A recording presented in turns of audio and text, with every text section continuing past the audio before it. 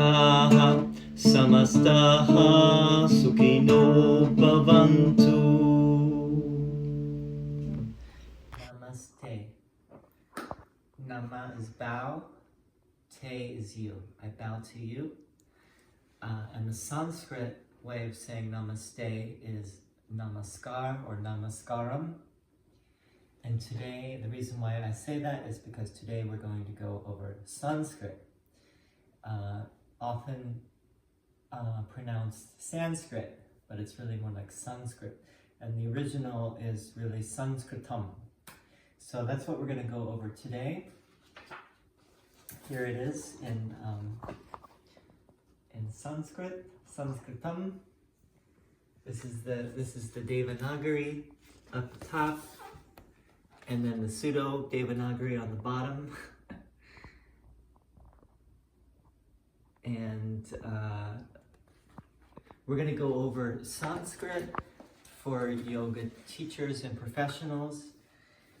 It's one area that usually is lacking in the yoga world, I've noticed, maybe especially in the United States, where Americans are notoriously just one language people. And we don't care about other languages. Two languages. What? Spanish. Well, but I mean, most Americans, your average American doesn't know Spanish, unfortunately. Even I'm not fluent in Spanish. I know different languages though, but I'm not really too fluent in any of them. I might know Sanskrit better than any other, but I've learned Hebrew and some Aramaic and Arabic and German and Spanish and different languages over the years. And a little Slovak too. My Beata, who's doing the video, is Slovakian. So, ahoy. And what we're gonna go over today, well, first of all, let me just say that I'm going to do a series of videos. This video is going to be an introduction to the Sanskrit alphabet to help us to understand how to pronounce Sanskrit words, and it will be of help in pronouncing yoga asanas, and that's a word that gets mispronounced a lot. A lot of people say asana, or I don't even know how to say it now, asana. And I usually say, if you want asana, go to Bikram yoga or hot yoga, right? Take asana. And if you want asana, then you come to my class. No, I'm kidding. But asana, it's really asana. You're gonna see why it's asana. Other words that get mispronounced a lot are like Ganesha. I mean, people say Ganesh or Ganesha. It's really Ganesha, and which will explain why it is today. Let's see, other words. There's many words that people mispronounce. I'm not remembering, but we will go over them, and I have a bunch of words. Let me see if I can just pull up a word right now that gets, like for instance, this chakra, the third eye chakra, people say ajna, and it's more, I'm not going to say that that's incorrect, and I also want to say that depending on what part of India you're from, it may be that is correct for that dialect in that part of India. Like for instance, there have been teachers like Swami Satchidananda who says savasana, and the way I learned it is shavasana for the corpse pose. But to get back to ajna, it would be more like the way that I'm going to show you is more like agya or agnya, like that, as opposed to ajna. So more like agnya or agya. Okay. So let's go over the Sanskrit. This is the chart that I like to use. I prefer this presentation of the alphabet. And basically we have 52 sounds. It's like twice as many as in the Roman alphabet. We're going to go over the Sanskrit alphabet, and this is the chart I like to use. It says here at the top, Sanskrita Varna Mala. Sanskrita Varna Mala. It means mala is a garland. A garland of Sanskrit letters. Varna is letters, also means color. Okay, now we start with the vowels. There's vowel sounds, and then there's consonants. And the vowels are there's a short and a long vowel sound. Okay, so this one looks like an A, but it's pronounced more like so and then and so if it has that line over the top, you know it's the long sound, just like this word mala, right? Mala. So you have and then you have e. You have a short and a e, short and a long. It looks like an I, but it's e.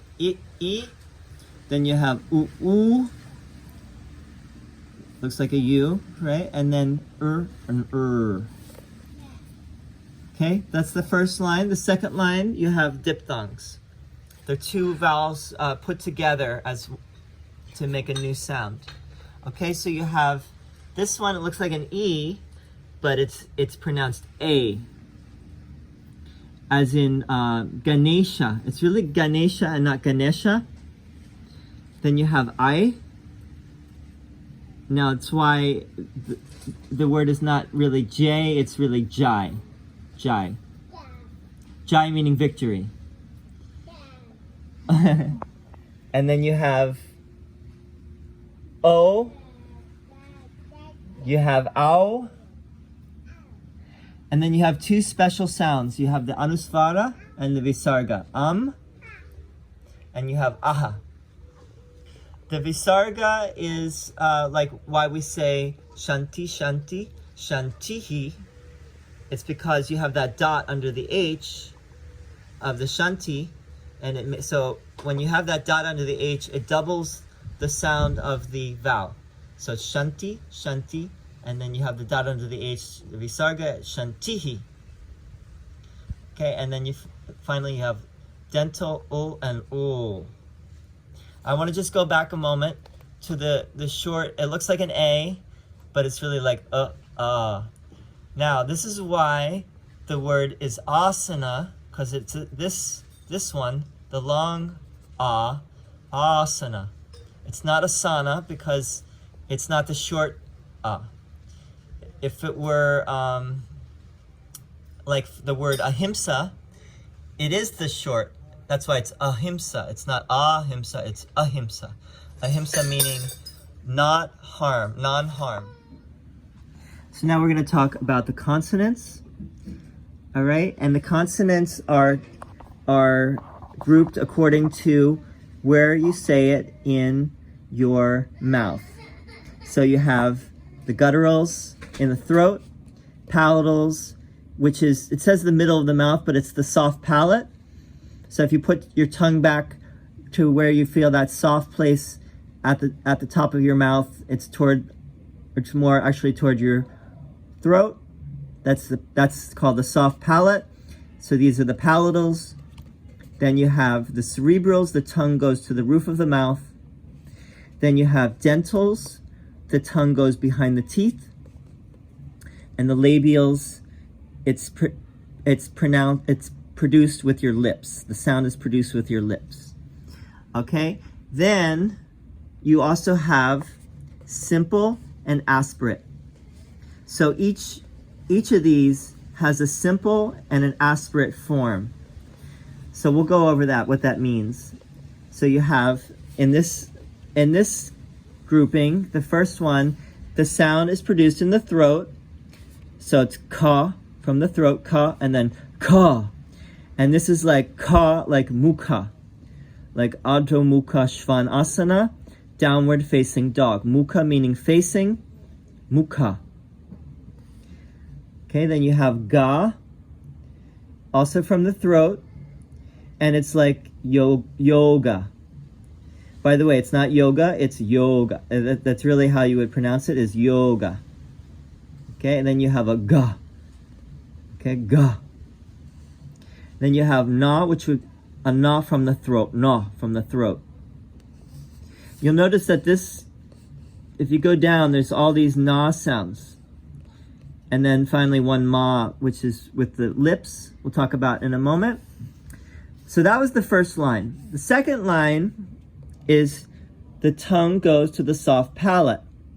So you put your tongue back to the soft palate and you say cha. So you can hear how I'm saying like cha, cha. Now this is really how you say the word chakra. You put your tongue back there and you say chakra.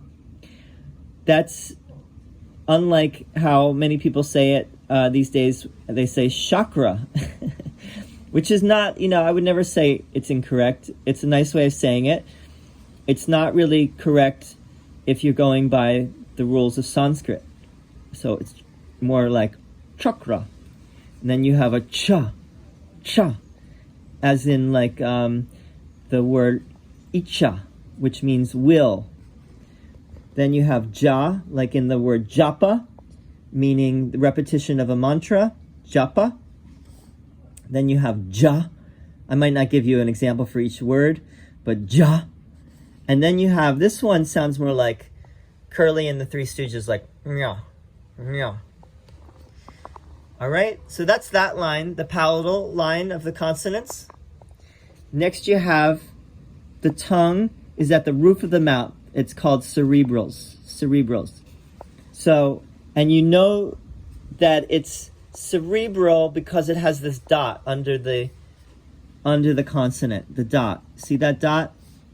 So this is ta, and then you have ta. This ta, by the way, no, I'm sorry. This ta is as in hatha, hatha yoga. That's really how you, closer to how you would pronounce it. I'm not saying I'm pronouncing it exactly correctly, but it's definitely not hatha, like hatha yoga, which you'll hear, and it's not even hatha yoga. It's more like hatha, hatha yoga. Okay? Then you have da.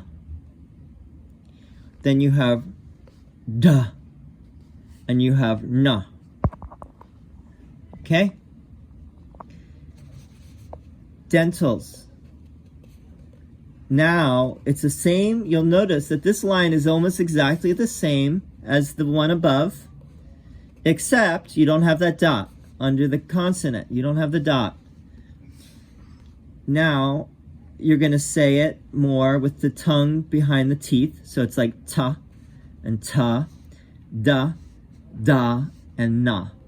Now, this is how in English we would normally say these things. It's closer, like ta and ta, da and da and na. Whereas this one was more like ta and ta, da and da and na. Okay? I'll give you an example. Da, like in Dandasana. Dandasana. I'm not sure if I can give you an example for all these, but we'll come across some in a moment when we look at some words. Labials. Now the last line is with the lips. Labials. That's what labial means. So you have pa, and you have pa, and this again would be like japa, like the repetition of a mantra, japa, or Patanjali, the one who is credited with the Yoga Sutras, Patanjali, or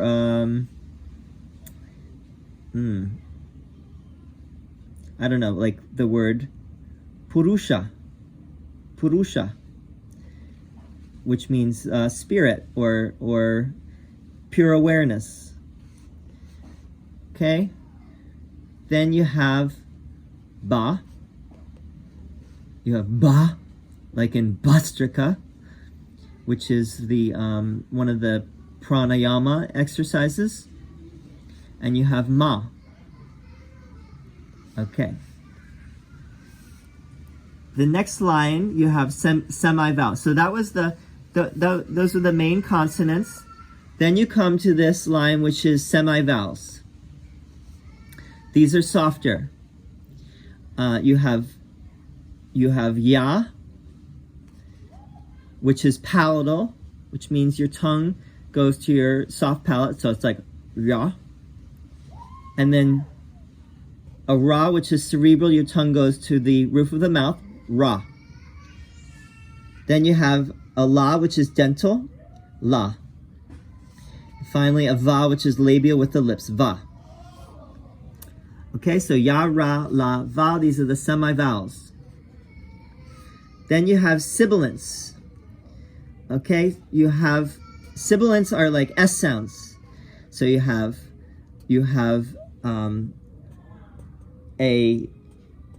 now this one, these are unique. They both look like, this one and this one are both S-H-A. If you see that, S-H-A and S-H-A.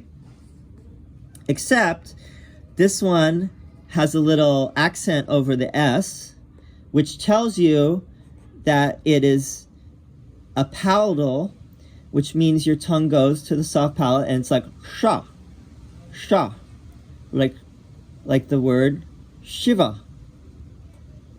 Okay, the god Shiva.